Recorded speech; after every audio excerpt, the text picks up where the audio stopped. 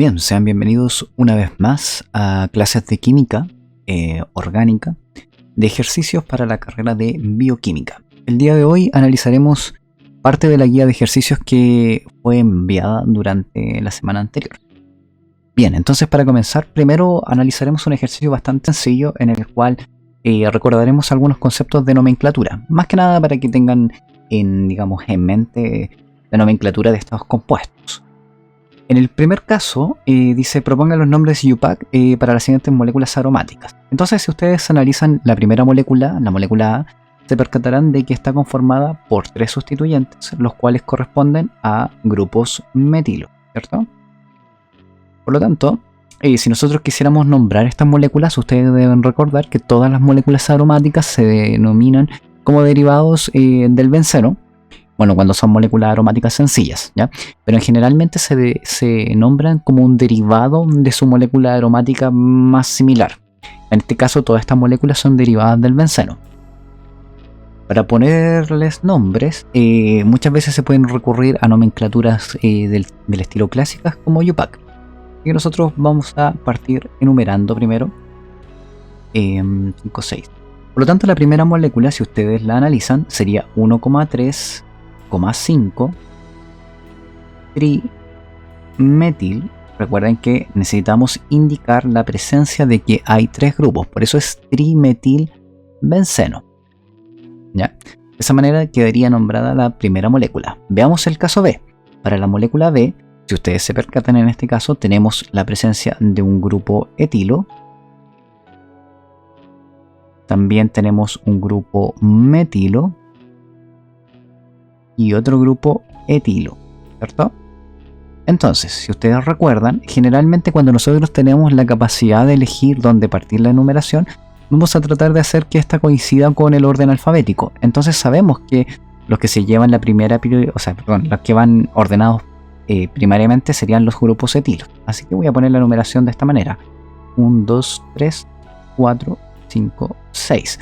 Recuerden que estamos tratando de darle la menor numeración posible a los grupos sustituyentes. Entonces, en este caso tendríamos un 1,3 dietil-2 metil benceno. Bien, analicemos el caso de la molécula C. Si ustedes se percatan, en la molécula C tenemos la presencia de un ciclopropilo, ¿cierto? Y también los bracitos y las piernas de esta molécula antropomórfica son etilos. Fíjense además que esta molécula tiene un plano de simetría que la cruza por el centro, así que la posición 1 se la daríamos al ciclopropilo porque comienza con C, y luego da lo mismo hacia donde vayamos, ¿ya? Porque la molécula es simétrica. Entonces yo lo voy a poner de esta manera. ¿Cómo la nombraríamos? Diríamos 1 ciclopropil, ¿ya? Ciclopropil. Después diríamos guión 2,3,5,6. Perdonen que no me haya alcanzado ahí la diapositiva, pero recuerden que los nombres UPAC tienen que ser escritos al completo. A ver, vamos a hacer algo, lo vamos a escribir arriba. Total, arriba, lo vamos a poner arriba mejor, ¿ya? Le vamos a poner acá 1 ciclopropil 2,3,5,6 tetra. Recuerden siempre poner el prefijo numérico tetraetil benceno. Este sería el nombre de la molécula, tetraetil benceno. Vamos con el caso D. Fíjense que en el caso D tenemos cloro, ¿cierto? Y tenemos yodo. También vamos a ordenar por orden alfabético, así que enumeraríamos de esta forma. ¿Cómo llamaríamos a esta molécula? 1 cloro, 3 yodo. Recuerden que las palabras se separan de los números con guiones. Yodo benceno. Fácil. Veamos el caso E. Para el caso E, observen que acá en esta molécula tenemos la presencia de grupos etenilo. Fíjense que acá tenemos 2 carbonos, ¿cierto? Por lo tanto, nosotros sabemos que estas ramificaciones reciben el prefijo et, ¿cierto? Luego, como tienen un doble enlace, sería eten, y como estamos en presencia de una ramificación, sería etenilo, ¿ya? Entonces sería etenilo. Bien, entonces, lógicamente, la numeración iría de esta manera. Así que diríamos 1,2 dietenil benceno. Observen eso sí que si esta cadena fuera más larga tendríamos que abrir paréntesis para indicar la presencia de dónde está el doble enlace. Acá como estamos en presencia de un etenil, la verdad no es tan importante eso, ¿ya? Veamos el último caso. El último caso, si ustedes se percatan, yo lo voy a escribir con la nomenclatura IUPAC más tradicional. Por la misma razón, observen que, por ejemplo, 1, 2, 3, 4, 5, 6. Esta ramificación que tenemos acá, en la nomenclatura más correcta IUPAC, se llamaría 1,1 dimetil etil. ¿Ya? Mientras tanto que esta ramificación de acá, si ustedes recuerdan, esta sería 1-metil etil. ¿Cierto? Por lo tanto, vamos a nombrar este tipo de sustancias. Yo voy a partir con la más importante, que sería esta. Así que voy a poner 1. Voy a abrir paréntesis. 1,1 dimetil etil. Y luego seguiría con 3 metiletil. Y terminaría con benceno. Perdonen que no me haya alcanzado. Benceno. Recuerden que estos grupos pueden recibir nombres clásicos como por ejemplo terbutil, ¿ya? Terbutil, y también isopropil, por si quieren nombrarlo utilizando esos nombres. Cualquiera de los dos son válidos. Bien, prosigamos. Dice, determine si los siguientes compuestos son aromáticos o antiaromáticos. Ya, acá en la primera situación, observen que tenemos un caso bastante complejo, en el sentido de que tenemos moléculas que están compartiendo, digamos, un enlace, un doble enlace. Si nosotros observamos la resonancia acá, efectivamente podríamos llegar a pensar que esta molécula podría ser, digamos, estaría resonando. Voy a dibujar la resonancia arriba. Entonces, imaginémonos que este par de electrones se mueve hacia acá, este par de electrones se mueve hacia acá, se mueve hacia acá, y fíjense que acá vamos a tener que empezar a concentrar la carga, ¿ya? Entonces, ¿qué nos quedaría? Si yo moviera el par de electrones de esa manera, me quedaría una carga negativa acá, y si ustedes se dan cuenta, me quedaría una carga positiva aquí. Entonces, si nosotros nos acordamos, estas serían las estructuras resonantes que estaríamos viendo para esta molécula, ¿ya? Así que podríamos aplicar la regla de Haeckel en esta situación, y observen que si nosotros viéramos la estructura por separado, ¿ya? Acá vamos a analizar este pequeño anillo que tenemos acá. Tendríamos 4n más 2 es igual a 6, ¿cierto? Y esto nos estaría dando un n de igual a 1. Por lo tanto, este anillo pareciera ser aromático. Bueno, aro. Si analizamos el anillo de la izquierda mirándose la pantalla, observen que ustedes tendrían 4n más 2 es igual a 4. ¿Ya? Entonces, claramente ahí llegaríamos a una situación donde n va a ser igual a un medio. Por lo tanto, este anillo de acá sería AND. Y lo que pasa con estas moléculas que generalmente son antiaromáticas, ¿ya? Porque obviamente la presencia de un anillo desestabiliza toda la situación, ¿ya? Desestabiliza la molécula. Entonces esta molécula realmente es antiaromática. Generalmente cuando se den este tipo de casos, lo que ustedes tienen que hacer es sencillamente hacer el desplazamiento y vean qué pasan con las cargas de los dos anillos. Ya si en uno de ellos les da antiaromático, la molécula rápidamente se romperá. De hecho, la situación aromática para esta sustancia es justamente cuando el anillo se rompe y la molécula queda en esta situación. Ahí estamos en presencia de una molécula que tiene aromaticidad, ¿ya? Así que eso hay que tener cuidado. Vamos con el caso B. En el caso B, fíjense que tenemos un anión, ¿ya? El cual, si ustedes se percatan, tiene un par de electrones libres ahí para poder utilizar. Entonces, si nosotros utilizáramos la regla de Haeckel, diríamos que 4n más 2 es igual a 8. Observen que en este caso también nos va a quedar un número, digamos, en fracción. serían 6, 4, serían 3 medios, ¿no? Entonces, claramente esta molécula es antiaromática, ¿ya? Antiaromática. Si analizamos el siguiente caso, uno podría tender a considerar que este tipo de sustancia está resonando, pero tengan cuidado, miren acá, estos carbonos que están aquí son sp3, ¿ya? Por lo tanto, aquí no hay posibilidad de resonancia, yo no puedo mover ese par de electrones ahí, eso estaría malo. Por lo tanto, la verdad es que esta molécula son dos cicloalquenos, los cuales no son aromáticos, ¿ya? Así que esto es un cicloalqueno. Bueno, son dos cicloalquenos fusionados, pero son, claro, son alquenos cíclicos. Veamos el siguiente caso. En esta situación sí aquí hay resonancia. Fíjense que yo podría estar moviendo todos los electrones pi a lo largo de la molécula, ¿ya? Y por la misma razón, digamos, estaría encontrando una estructura resonante. La podría la voy a dibujar rápidamente. El asunto acá es que tienen que tener siempre presente eso. Cuando ustedes analicen las moléculas, tengan cuidado realmente cómo están dispuestos los electrones. Verifiquen si la situación permite la resonancia, si es posible por otra parte. Y adicionalmente verifiquen que, ahí está, verifiquen que no hayan, o sea, todos los carbonos que estén involucrados durante la resonancia sean sp2, ¿ya? Entonces, si ustedes cuentan los pares de electrones que están jugando acá, son 2, 4, 6, 8, 10, 12, 14. Por lo tanto, la regla sería 4n más 2 es igual a 14, ¿cierto? Son 12 y n es igual a 3. Por lo tanto, esta molécula sí es aromática, ¿ya?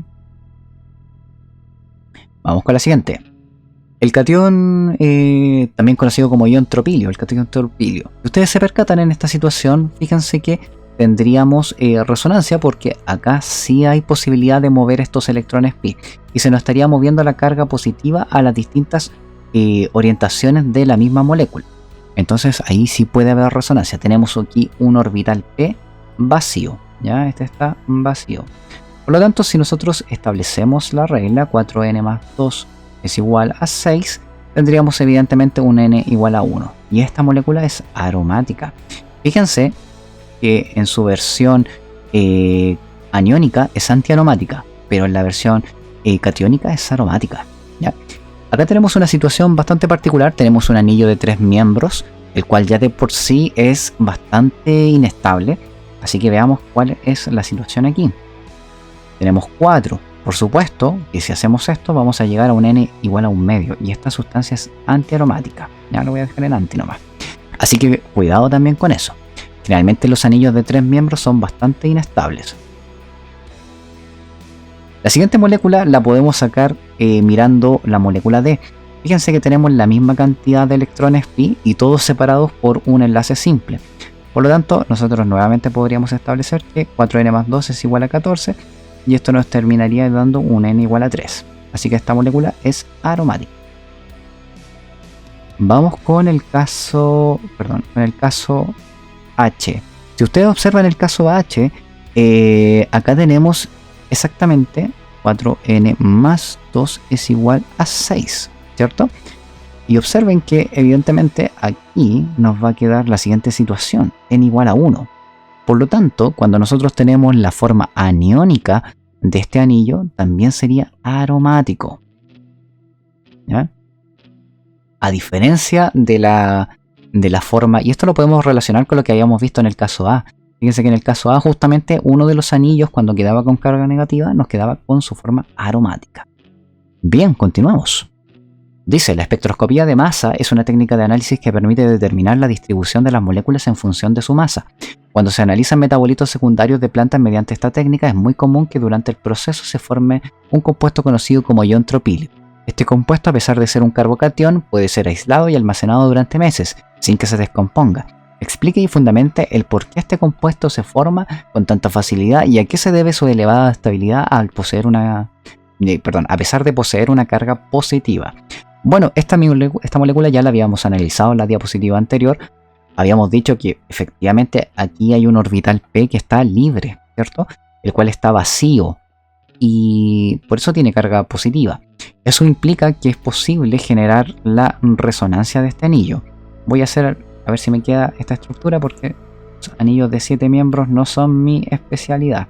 Si nosotros empezáramos a mover la carga, vamos a seguir dándonos cuenta que en la medida que vamos desplazando los electrones pi, vamos moviendo la carga positiva. Observen que en cada una de estas situaciones la carga positiva se está desplazando a las distintas posiciones de la molécula. Así que tenemos resonancia, ¿cierto? Por otra parte, si nosotros determinamos la regla de Hickel para verificar si esta sustancia es aromática, nos daremos cuenta de que efectivamente nos va a dar un número entero. Si nosotros aplicamos 4n más 2 es igual a 6, vamos a tener precisamente un n de igual a 1. Así que la molécula sería aromática, ¿ya? Entonces, si nosotros nos preguntamos por qué el carbocatión es tan estable, es porque se está delocalizando. Fíjense cómo la carga positiva se mueve a partir de todo el anillo. Por lo tanto, vamos a decir que el carbocatión, o sea, la carga positiva del carbocatión positiva, se delocaliza. Y esto hace de que sea mucho más estable porque está moviéndose dentro del anillo, ¿ya? Eso le brinda esta estabilidad tan alta. Ahora, ¿por qué se forma con tanta facilidad? Bueno, ahí tienen que recurrir a que efectivamente en el universo todo tiende al mínimo de energía. Por lo tanto, si nos imaginamos que, por ejemplo, una molécula inicial tiene esquemáticamente esta cantidad de energía, pero el catión tropilio, por ejemplo, tiene esta energía, es fácil entender que el proceso, cuando se ocurre la fragmentación, va a tender inmediatamente a disminuir la energía de la sustancia, ¿ya? De esta manera nosotros podríamos entender por qué, digamos, la molécula se forma tan fácilmente. Bien, continuamos. Dice, el azuleno tiene un momento dipolar de 1,08 device, lo cual es un valor bastante grande si se le compara con los 0,4 device del benceno. De una explicación a este fenómeno, ayúdese con lo visto en resonancia de los anillos aromáticos. Bien, para que ustedes puedan observar este proceso, lo primero que deben hacer es considerar la resonancia de la molécula. Voy a volver a dibujar este anillo de 7 miembros, a ver si me queda. Sería ahí, ahí, ahí, y acá, y ahí está. Bien, si ustedes se fijan, por ejemplo, si yo muevo estos electrones pi a esa posición, muevo acá, y lo voy a concentrar acá en el carbono de aquí, vamos a llegar a esta condición. Nos va a quedar una carga positiva en el anillo, digamos, de 7 miembros, y por otra parte nos va a quedar una carga negativa en el anillo de 5 miembros, ¿ya? Así que observen lo siguiente. Vamos a considerar según la regla de Hickel, porque aquí tenemos resonancia, ¿cierto? Esto es resonancia. Vamos a considerar la regla de Hickel para la segunda molécula, pero los voy a considerar por separado, ¿ya? Vamos a poner ahí. Entonces tengamos en cuenta para el anillo de 5 miembros, vamos a tener un 4n más 2 es igual a 2, 4, 6, porque lo están compartiendo. Así que sería 6. Si ustedes se dan cuenta, me da un valor entero, así que este anillo se vuelve aromático, ¿cierto? Veamos qué pasa con el anillo de 7 miembros. Tenemos 2, 4, 6 y una carga positiva. Así que observen que es la misma condición del catión tropilio, ¿ya? Perdón, más 2. Igual a 6. Esto también me va a dar n igual a 1. Así que también vamos a tener una sustancia aromática. Fíjense que si yo considero todo como un anillo grande, también los 10 electrones me da para una sustancia aromática. Sin embargo, si ustedes se percatan, esta condición hace que los dos anillos por separado se vuelvan aromáticos. Entonces, si entendemos lo que nos está preguntando la pregunta, fíjense que nos está diciendo que esta sustancia tiene un momento dipolar sumamente grande, de 0,8 device. Si ustedes se acuerdan lo que es el momento dipolar, ustedes recordarán que el momento dipolar es una forma de medir la polarizabilidad de un enlace, ¿ya? Entonces, ¿qué es lo que nosotros sacamos a colación de esto? Polarizabilidad de un enlace. Decimos que evidentemente mientras más grande sea el momento dipolar, más polarizado está el enlace. O en otras palabras, puede que presente carga positiva o negativa o momentos dipolares, claramente, ¿ya? Y en esta situación, si ustedes se percatan, efectivamente la molécula va a tender a generar estas cargas positiva y negativa, debido a que justamente en esta condición ambos anillos por separado se vuelven aromáticos. Lo que hace que el tiempo de permanencia del híbrido de resonancia en esta situación sea mucho mayor, ¿ya? Va a ser mucho mayor el tiempo de permanencia. Por lo tanto, la mayor permanencia con carga positiva aumenta el momento dipolar, ¿ya? El momento dipolar. Por esa razón el azuleno tiene un momento dipolar particularmente alto comparado con el benceno. Bien, continuamos. Dice, el ciclohexano y el benceno son compuestos que tienen diferentes propiedades, diferentes geometrías y diferentes reactividad. Cada uno de estos compuestos también tiene una terminología única. Para cada uno de los siguientes términos indique si se usan en referencia al ciclohexano o benceno. Bien, cuando nosotros hablamos del benceno, ustedes deben recordar que también hay un tipo de nomenclatura bastante particular. A la posición, digamos, más cercana al sustituyente más importante se le conoce como orto, ¿cierto? Para la siguiente se le conoce como meta y finalmente para la última se le conoce como para. Así que inmediatamente nosotros sabemos que acá tendríamos para el benceno, orto también es benceno y para también benceno. Continuemos. Los círculos de Frost se aplican en las sustancias aromáticas y nos permiten ver, encerrando dentro de un anillo, cómo los electrones están repartidos dentro de los diversos niveles o de los diversos orbitales enlazantes y antienlazantes, ¿ya? Así que acá, por ejemplo, cuando nosotros aplicamos el círculo de Frost al benceno, podemos ver cómo se llenan los electrones y se llenan los orbitales de los electrones. Y la zona inferior es enlazante, ¿ya? Esta es una forma que nosotros tenemos para también analizar las moléculas aromáticas. Así que el benceno aplica en el círculo de Frost. SP2 es la hibridación, y si ustedes se percatan, evidentemente la hibridación SP2 es la hibridación de un orbital S más dos orbitales P, ¿cierto? Lo importante de esto es que cuando ocurre esta hibridación queda un orbital P libre, y este orbital P libre lo que va a hacer es permitir la formación o la generación, mejor dicho, de los orbitales pi. Por lo tanto, evidentemente, esto aplica en el benceno. Silla tiene que ver con las conformaciones del ciclohexano. Acuérdense lo que habíamos visto en la clase anterior, de que el ciclohexano tiene isómeros conformacionales, donde puede adoptar la forma silla, la forma bote, y finalmente volver a una silla que está intercambiada de forma, ¿cierto? Ahí. Por lo tanto, silla sería el ciclohexano, y la forma bote también sería el ciclohexano. Bien, continuamos. Tenemos ahora hibridación sp3. La hibridación sp3 es característica para formar enlaces sigma, ¿ya? Es decir, enlaces simples. Por lo tanto, los únicos que van a tener sp3 serían, en este caso, en esta condición, el ciclohexano, ¿ya? Luego tenemos resonancia. La resonancia tiene que ver con el movimiento de los electrones pi. Y para que ocurra la resonancia, generalmente tenemos que encontrar que hay un orbital doble, un enlace doble, separado o alternado por un enlace simple. Doble, simple, doble, simple, doble, simple. Así que esto obviamente lo vamos a encontrar en el benceno. Ya dijimos que la resonancia es el movimiento de los electrones pi, así que evidentemente electrones pi los encontramos en el benceno. Súper simple. Continuamos. Dice, la luciferina presente en las luciérnagas es el compuesto que permite brillar en la oscuridad. La estructura muestra 3 anillos. Identifique cuál de los siguientes es o son aromáticos. Indique qué par de electrónico desapareado participa en la resonancia. Bien, yo voy a poner aquí un par de electrones que también están involucrados dentro de la molécula, pero vamos a dilucidar cuál participa y cuál no. Si ustedes se percatan, fíjense que en el caso del primer anillo, el anillo de acá, ya evidentemente es un anillo de benceno, así que nosotros inmediatamente podemos decir sí, debería ser aromático. Y efectivamente este anillo es aromático. Veamos el caso del anillo vecino. Evidentemente durante la resonancia, fíjense que un par de electrones puede pasar a esta posición. Así que vamos a considerar que aquí hay un par de electrones. No lo voy a dibujar de nuevo porque se pueden confundir. ¿Ya? Voy a dibujar solamente esa zona o esa región del anillo aromático. Entonces, imaginémonos que están moviendo... voy a borrar mejor.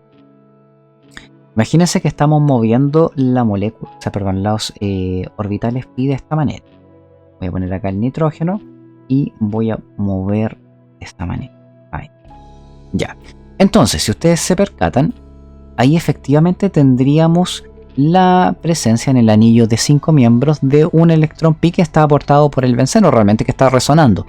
Por otra parte, fíjense que tanto el nitrógeno como el azufre, perdón, electrones que no están formando parte de enlaces. Sin embargo, hay que tener cuidado. Observen este par de electrones. Si ustedes se acuerdan, y fíjense que el nitrógeno aquí ya tiene un electrón pi. Por lo tanto, si nosotros lo vemos en perspectiva, recuerden que este enlace que acabo de dibujar es del tipo sp2, ¿cierto? Forma un enlace sigma. La misma situación es el enlace vecino, también es un enlace sigma. Por otra parte, acá tendríamos un orbital el cual tiene 2 electrones que también es del tipo sp2. Pero observen que esta sustancia está formando un enlace pi.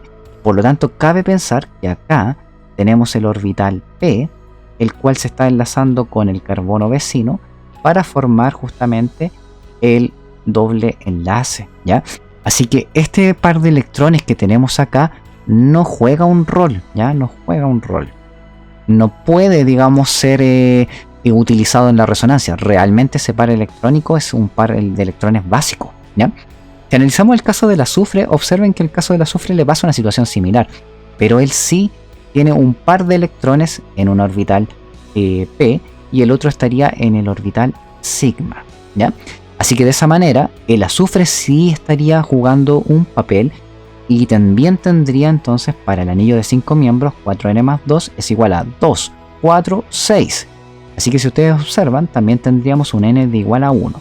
Es decir, este anillo también es aromático y estaría jugando un rol un par de electrones del azufre. Si vemos el siguiente anillo, observen que acá tenemos que tener cuidado porque miren, estos dos carbonos que acabo de marcar tienen, digamos, hibridación sp3, por lo tanto ellos no pueden participar en la resonancia. De hecho, este doble enlace serían doble enlaces que se puede quizás mover hacia el azufre, pero sería, digamos, contraproducente en este caso, pero no estaría participando durante la resonancia, ¿ya? No hay resonancia acá realmente con los dos carbonos de acá. Así que este anillo no es aromático, ni tampoco es antiaromático, es sencillamente un anillo que tiene un alqueno, ¿ya? Tiene un doble enlace. O sea, no es un alqueno, tiene un doble enlace, ¿ya? Así que los dos anillos aromáticos son los del lado de acá. Por otra parte, nos dice que para electrónicos desapareados participan en un rol en la resonancia, claramente un par de electrones del azufre. Continuamos. Bien, dice escriba los mecanismos de reacción y los productos que se pueden obtener a partir de las siguientes moléculas. Bien, veamos el primer caso, el caso A. Ustedes analizan el primer caso.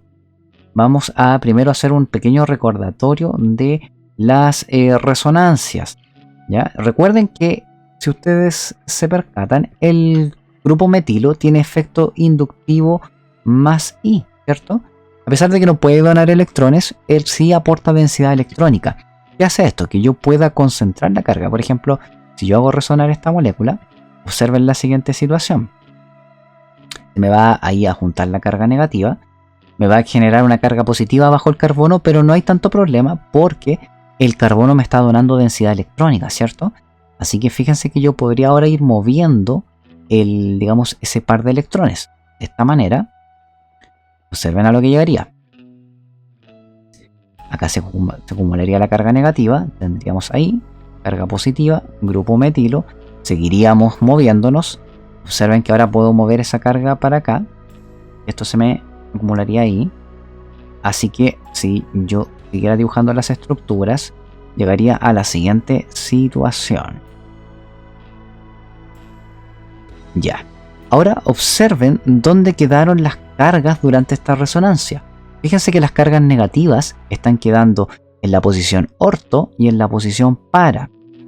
Por lo tanto, nosotros deberíamos pensar que cuando se incorpore la molécula de bromo a esta sustancia, entraría principalmente en la posición orto y para. Así que si nosotros hiciéramos el mecanismo de reacción, que lo voy a hacer solamente para ejemplificar algunos, después pondré solamente los productos. Bueno, y el tolueno es una molécula que igual tiene una activación muy importante durante una reacción de aromaticidad. Entonces veamos el siguiente caso. tenemos bromo 2 en presencia, ¿cierto?, de un catalizador que es tribromuro de hierro. Generalmente nosotros tenemos que agregar un catalizador, puesto que tenemos que hacer que la reacción ocurra, y desgraciadamente hacer reaccionar un anillo aromático no es precisamente muy fácil. Lo que pasa acá es que se forma un complejo en el cual vamos a tener la siguiente situación. Bien, tenemos bromo 3, esto con carga negativa, acá tenemos con carga positiva. Entonces, una vez que se formó este complejo, inmediatamente lo que hace el anillo aromático es atacar, y voy a volver a escribir el anillo aromático. Voy a ir haciendo, como les decía, el mecanismo una sola vez, pero después voy a ir poniendo los productos de cada sustancia, ¿ya?, para que podamos avanzar con más rapidez. Entonces, observen que aquí el bromo más atacaría al hierro, perdón, a uno de los bromos con carga negativa. Y fíjense que cuando ocurre esto, la siguiente sustancia queda de la siguiente manera. El grupo entra principalmente en posición orto o para, así que cabría esperar que se nos formen dos compuestos, ¿ya?, dos productos. Nos va a quedar una carga positiva acá. Recuerden que aquí hay un átomo de hidrógeno, pero aquí se incorporó el bromo. Sin embargo, estamos formando un excelente nucleófilo, que es el Br4-, así que inmediatamente ataca acá y baja ese par de electrones para poder, digamos, neutralizar la carga positiva, haciendo que la reacción final termine en la siguiente situación. El anillo aromático vuelve a formarse, ¿ya?, para estabilizarse lógicamente, pero esta vez conteniendo un bromo en la posición orto, y por otra parte va a estar generando ácido bromhídrico, que es uno de los productos, más evidentemente el catalizador, que sería de bromo 3, ¿ya? Entonces ahí tendríamos la molécula. Sin embargo, tenemos que contabilizar tenemos que tener en cuenta de que no solamente se nos va a formar este producto, sino que también estaríamos viendo la presencia del producto para, ¿ya? Porque recuerden que tenemos dos posiciones favorecidas. Evidentemente los porcentajes de cada uno de los compuestos va a variar. Generalmente se obtiene más de uno que de otro, pero en general ambos dos se obtienen. Y en la posición meta no deberíamos estar obteniendo, puesto que el metilo, como ustedes pudieron ver en la resonancia, no orienta en meta. Así que voy a dibujar aquí los productos, ¿ya? Tenemos el grupo metilo, el bromo, más, y aquí vamos a dibujar al bromo. Eso sí, pero entrando en posición para, ¿ya? Y evidentemente esto va a tener consigo ácido bromhídrico y también, bueno, el catalizador que lo recuperamos, ¿cierto? Br3. Bien, veamos qué pasa con el caso del ácido nítrico. En el caso del ácido nítrico, para poder graficarlo, lo vamos a hacer de la siguiente manera. Como les digo, yo voy a ir poniendo primero el mecanismo de reacción, luego voy a ir poniendo los productos, pero cuando aparezca una reacción repetida en el sentido de los materiales que se utilizan, voy a poner solamente los productos para que podamos avanzar con más rapidez. Veamos el caso del ácido nítrico. En el caso del ácido nítrico, cuando nosotros hacemos la nitración, tienen que acordarse que esta molécula, el ácido nítrico, es una cosa así, ¿ya? Entonces esto está ahí, tenemos ahí, y aquí está con carga positiva. Fíjense que estamos llevando a cabo la reacción en ácido sulfúrico, por lo tanto hay mucho protón dando vuelta. Así que es fácil de que este oxígeno que está unido al grupo hidrógeno digamos, se una a través de alguno de los pares de electrones libres que tiene el oxígeno, formando esta situación. Con carga positiva, unido evidentemente al nitrógeno con carga positiva. Y aquí, si ustedes se pueden dar cuenta, puede salir el agua con facilidad. ¿Y qué es lo que va a generar esto? Que se nos produzca la siguiente molécula. Va a salir agua, y fíjense que se nos va a formar, es el ion nitronio. El ion nitronio es tremendamente, digamos, electrofílico, así que es sumamente fácil de que sea atacado por el anillo aromático. Así que nuevamente el anillo aromático, como seguimos trabajando con tolueno, la situación no va a cambiar, Así que si está en presencia de ion nitronio, digamos, esta sustancia, lo que va a hacer es unirla en posición orto o para. De esta manera se nos va a romper ahí digamos, el anillo. Nos va a quedar una carga positiva y aquí se estaría añadiendo digamos, el grupo nitrato. O sea, perdón, el grupo nitro. Y ahí se nos estaría añadiendo el grupo nitro. Recuerden que aquí hay una carga positiva. Así que evidentemente tenemos que sacar esa carga positiva. Y eso en general va a ocurrir mediante la presencia. Y eso va a ocurrir realmente mediante la presencia de la misma molécula de agua que sacamos hace un rato. Esa molécula de agua puede retirar, a pesar de que no lo parezca, puede retirar ese ese átomo de hidrógeno para recuperarlo como catalizador y estaríamos obteniendo la molécula aromática. En este caso va a ser la siguiente. Evidentemente nosotros tenemos que recordarnos que también nos va a dar el siguiente producto, que es en la versión para, porque el metilo orienta en orto y para, ¿cierto? Así que bien, ahí estaríamos con los productos. Voy a anotar los productos ahora y continuamos con la siguiente reacción. Entonces, los productos de esta reacción química serían los siguientes. Vamos a obtener el grupo metilo A y acá un grupo nitro, la molécula aromática. También vamos a tener la siguiente situación. Escribo un poquito más acá para que no me choque con la molécula de arriba. Metilo, nitro. Y que estaríamos obteniendo adicionalmente ion hidronio, o estaríamos recuperando el medio, como ustedes lo quieran mencionar.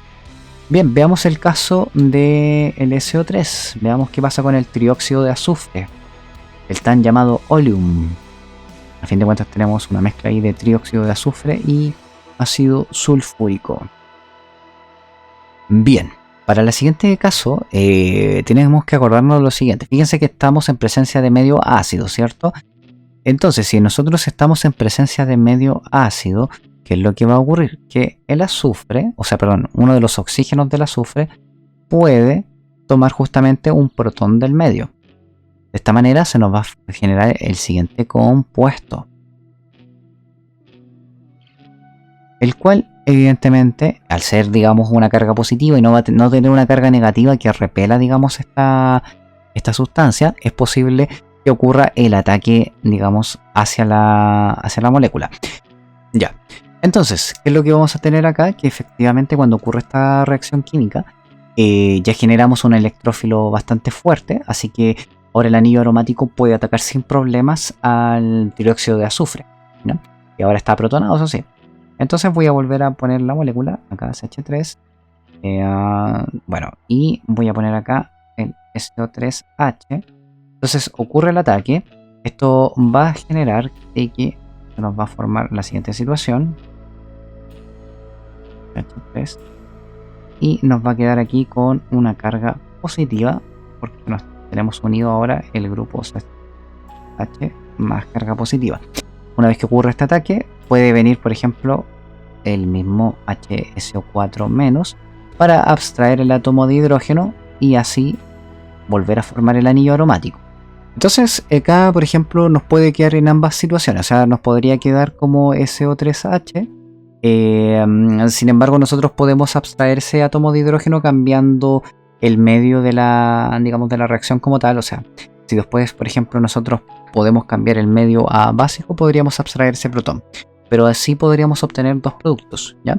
También, obviamente, en configuración, en uniéndose en posición orto, como también en para. Voy a borrar para poder anotar entonces los resultados de esta molécula, de esta reacción. ¿Ya? Entonces, para el 3 lo que estaríamos formando serían las siguientes moléculas. Por un lado tendríamos el grupo metilo acá, tendríamos acá la unión del SO3H y también lo podríamos unir en la parte inferior, ¿cierto? De esta manera obtendríamos los dos productos de la reacción química. Estarían los dos productos sulfonados. Veamos qué pasa ahora con el caso B. Para el caso B, vamos a primero... Fíjense que tenemos reacciones que ya vimos, a los cuales no les voy a hacer el mecanismo. Sin embargo, sí me parece importante que veamos cómo resuena o cómo es la resonancia de esta sustancia. ¿Por qué motivo? Porque el grupo nitro es muy distinto al grupo metilo. Por un lado, el grupo nitro tiene efecto inductivo -I y efecto -M. ¿Qué es lo que quiere decir esto? Que cuando resuena, el nitro es capaz de, fíjense, llevarse un par de electrones del anillo. ¿Ya? De esta manera genera una carga, por ejemplo, si nos imaginamos de esta forma, yo muevo este par de electrones hacia allá, nos va a generar una carga positiva en la posición orto. ¿Qué es lo que ocurre? Que aquí la carga se me puede, o sea, puedo seguir haciendo resonancias y observen cómo la carga positiva ahora va a pasar a la posición meta. O sea, perdón, a la posición para. Cómo la carga positiva va a pasar a la posición para. ¿Cierto? Y si la vuelvo a mover, fíjense que ahora la voy a dejar en la posición orto. Ya, pero desde el otro lado. Hidrógeno positivo, N menos, O menos, menos. Y me va a quedar acá. ¿Cierto? Observen entonces que la carga positiva va a estar moviéndose en la posición orto y para. Por lo tanto, cabe esperar que a pesar de que el grupo nitro es un grupo totalmente desactivante, fíjense que tiene efecto -I, -M, lo que va a ocasionar es que esta sustancia va a orientar en la posición meta, que es la única parte donde no se mueve la carga positiva. Entonces, cuando nosotros, por ejemplo, queremos hacer una reacción química con alguno de estos grupos, probablemente la sustancia se va a incorporar solamente en la posición meta. Y voy a ir escribiendo los productos porque el mecanismo de bromación ya lo vimos.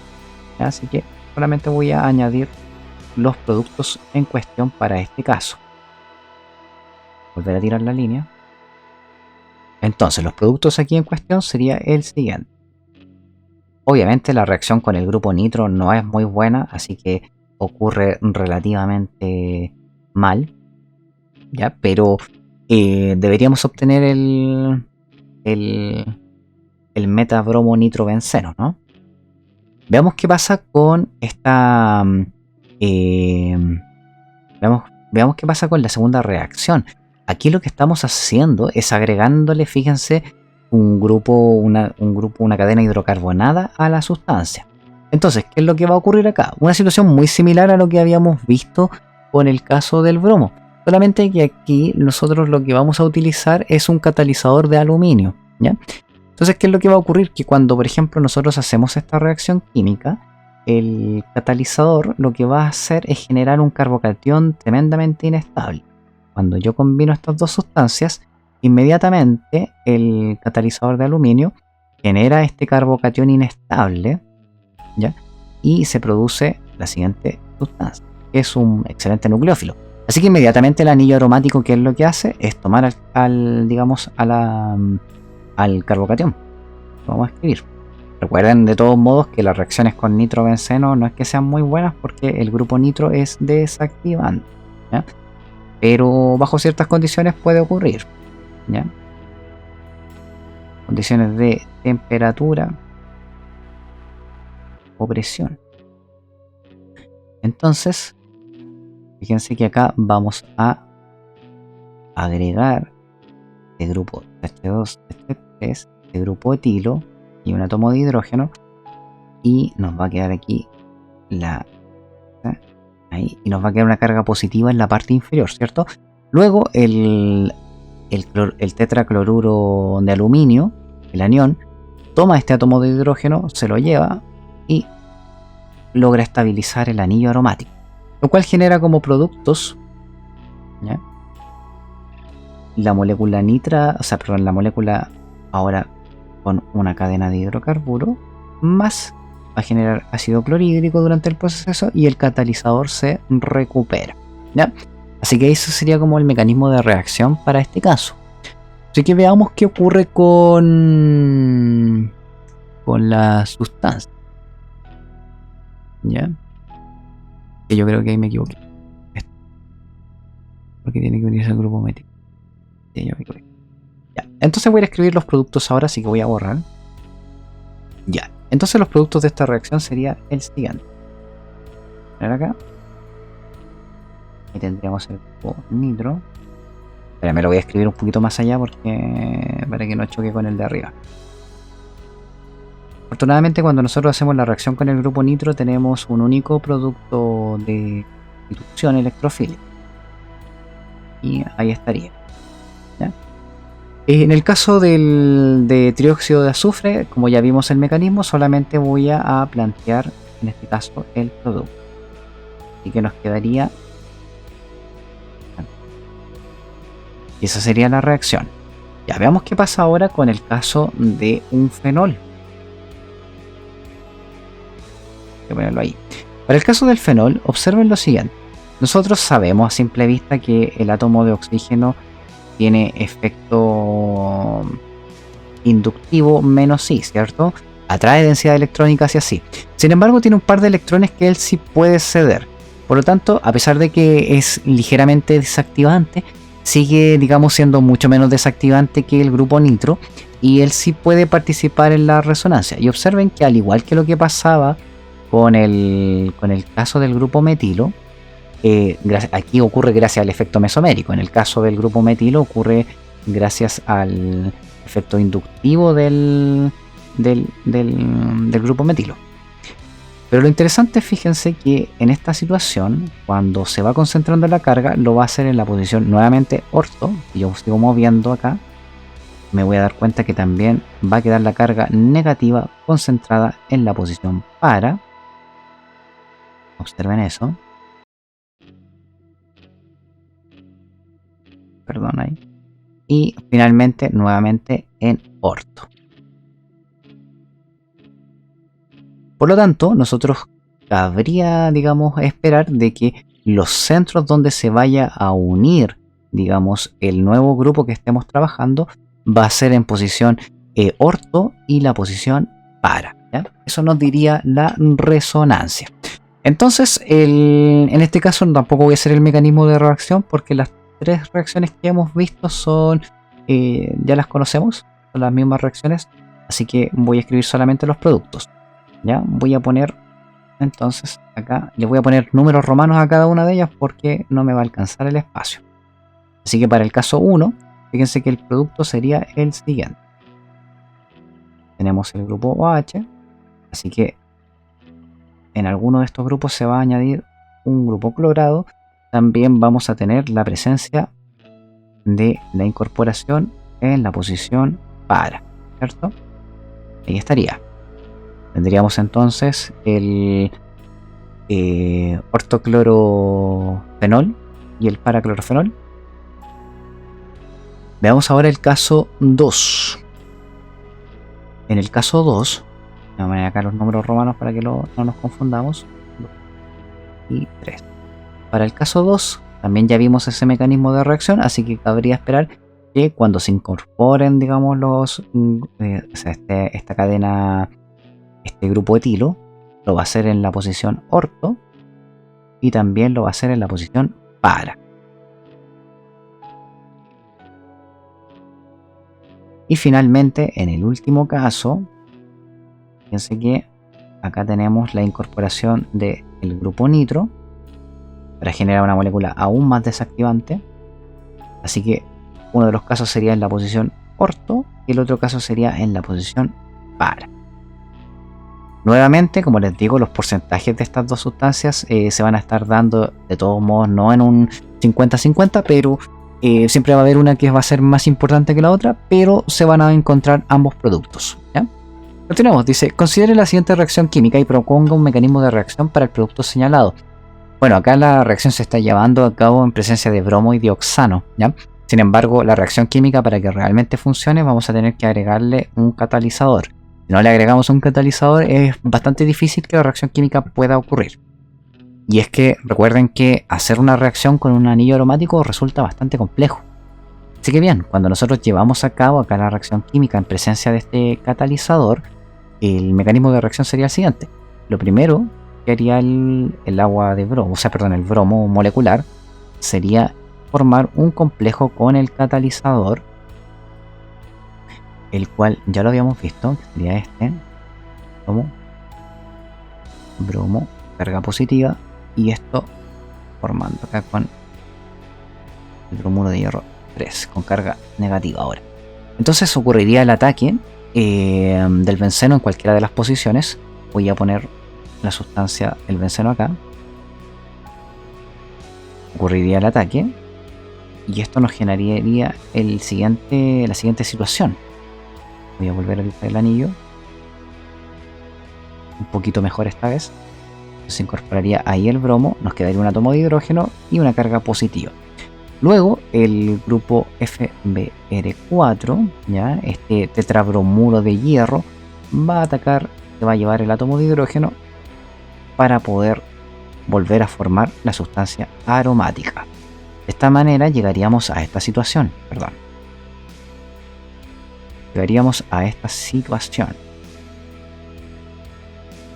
bromo más la presencia de ácido bromhídrico y el catalizador tribromuro de hierro, ¿cierto? Bien, continuamos. Dice, indique cuál de los siguientes compuestos es más activo frente a una sustitución electrofílica aromática. ¿Cuál compuesto es el menos activado? Ya sabemos, por ejemplo, que el grupo nitro tiene un efecto inductivo -I y un efecto mesomérico -M. Atrae densidad electrónica y por otra parte puede llevarse los electrones. Los halógenos son un caso bien especial. Tienen efecto inductivo -I, pero tienen efecto +M. A pesar de que esto pueda sonar contradictorio, efectivamente los halógenos pueden ceder electrones bajo ciertas condiciones, pero aún así no dejan de ser muy espectaculares. Si vemos la situación de abajo, fíjense que acá también vamos a tener un efecto inductivo -I y -M en el caso del grupo nitro, y el grupo alcohólico va a tener un efecto -I pero +M, ¿cierto? Veamos qué pasa con el grupo hidroxilo. Nuevamente tenemos un grupo -I y un efecto +M, y el grupo metoxi, que si bien es cierto el oxígeno tiene un efecto -I, la verdad es relativamente débil, puesto que el metilo le está donando bastante densidad electrónica, ¿ya? Pero él sí tiene un grupo, un efecto +M potente.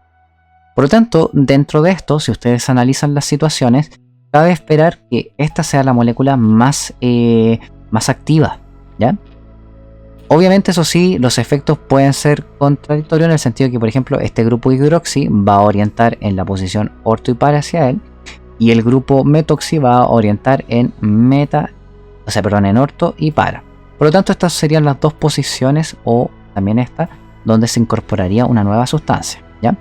Y la menos activa, por supuesto, que sería el caso del grupo nitro solo, ¿ya? El grupo nitro solo es muy desactivador. Este sería el más desactivador. Se compensa un poco acá, por ejemplo, en el caso, porque está la presencia del grupo hidroxilo, que sí, él presenta efecto +M, pero aún así el nitro sigue siendo desactivante, ¿ya? Entonces, bien, finalmente dice, dibuje el mecanismo para cada una de las siguientes reacciones químicas. Entonces, bien, para el primer caso es relativamente sencillo. Decimos L, estaría formando este, digamos, compuesto, este complejo. De aquí tendríamos una carga negativa, una carga positiva.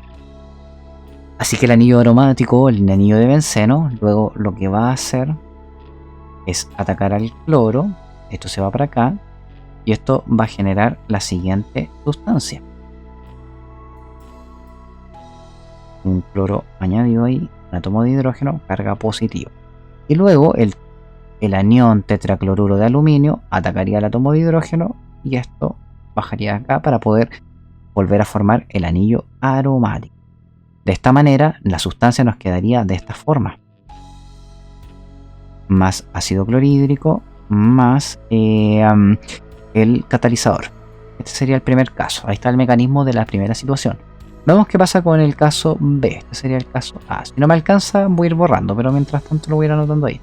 Para el caso B, recuerden que tenemos que formar primero el ion nitronio, el cual se basa en que la molécula, el cual se basa en que ocurre la protonación justamente de este grupo en medio ácido, ¿ya? Este grupo hidroxilo toma a ese protón, quedando en esta situación, y luego es súper fácil que salga en la molécula de agua debido a la interacción de ese par de electrones de acá, ¿ya? Y de esa manera nosotros formamos al ion nitronio, que es la sustancia, la cual puede ser atacada fácilmente por el anillo aromático. Entonces lo voy a poner acá mismo. Anillo aromático estaría atacando al ion nitronio, que lo voy a poner así, ¿ya? Pero recuerden que tiene esta forma, y se los va a formar la siguiente situación. No se olviden que esto que escribí acá es así, ¿eh? Y aquí nos va a quedar con carga positiva. Así que inmediatamente la molécula de agua que se nos formó puede abstraer ese átomo de hidrógeno y neutralizar ahora, o mejor dicho, volver a formar el anillo aromático. Voy a poner con una pura flecha nomás. Y recuperaríamos el catalizador. Bien, veamos ahora el caso C. Para el caso C, bueno, fíjense que dice ácido sulfúrico fumante, ¿ya? Y eso quiere decir que hay SO3, o sea, trióxido de azufre en el medio, ¿ya? La mezcla que se conoce como oleum. Así que para el mecanismo de esto, nosotros tenemos que acordarnos que esta sustancia tiene la siguiente forma, ¿ya? Es algo así. Acuérdense que el trióxido de azufre es así, ¿cierto? Y esto estaría realmente formado en presencia del catalizador, porque realmente esto viene de esto, ¿ya? Pero cuando lo tenemos en presencia de medio ácido, se nos forma esta sustancia protonada, lo cual hace que sea bastante lábil el ataque hacia el grupo azufre, ¿ya? Cuando está en presencia del benceno, el benceno, al ver que se protonó el grupo hidroxilo de acá, puede atacar con facilidad aquí, ¿ya? De esta manera nos queda la incorporación de la siguiente sustancia. Ay, perdón. Voy a incorporar en la parte superior. Y hay una carga positiva. Y como esto está en medio de ácido sulfúrico, evidentemente podemos recuperar ahí el catalizador, abstrayendo de un átomo de hidrógeno y llegando a la siguiente situación.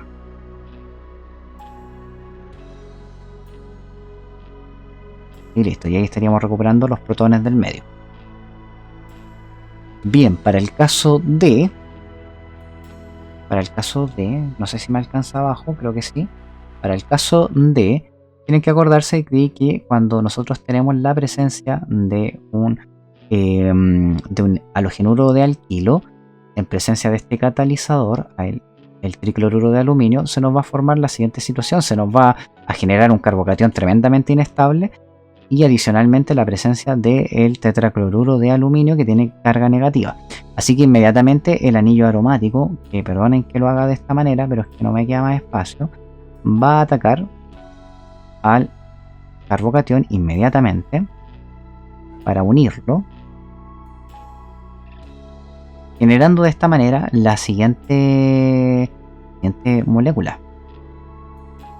con carga positiva. Y ahí inmediatamente el tetracloruro de aluminio puede abstraer un átomo de hidrógeno y volver a la formación del anillo aromático. Se nos quedaría un cloro ahí y nos generaría como otros productos. Recuperaríamos el catalizador y adicionalmente también estaríamos obteniendo ácido clorhídrico. Voy a borrar el caso del A para que podamos analizar el último ejercicio. Bueno, voy a borrar el A y el B. Bien, y ahí lo tenemos. Entonces, para el último caso, nuevamente tenemos, fíjense, bromo en presencia. Bueno, acá dice hierro solo, ¿ya? Pero ojo, esto tiene que ser en tribromuro de hierro. Se supone que se nos forma, pero tengan cuidado porque ese es el catalizador realmente, ¿ya? Entonces, ¿qué es lo que va a ocurrir? Que en bromo 2, en presencia del catalizador, que es tribromuro de hierro, nos va a generar la siguiente sustancia, con carga negativa y este con carga positiva. Así que inmediatamente, si está la presencia de un anillo aromático en juego, va a atacar acá al bromo y eso se va a romper, generando los siguientes productos. Por un lado, lo voy a unir por otra parte, Voy a dejar unido ahí un bromo, un átomo de hidrógeno y aquí la carga positiva. Y el tetrabromuro de hierro va a atacar al átomo de hidrógeno, lo va a extraer y va a generar el producto, que en este caso va a ser el anillo aromático. Con ahora unido el bromo, vamos a volver a obtener el catalizador y finalmente también vamos a obtener ácido bromídeo. Esos serían todos los mecanismos de reacción. Bien, Hasta aquí quedaría la clase de la guía de ejercicios. Espero que los contenidos hayan quedado relativamente claros. Nos veríamos entonces en la siguiente clase de ejercicios. Que estén muy bien. Saludos.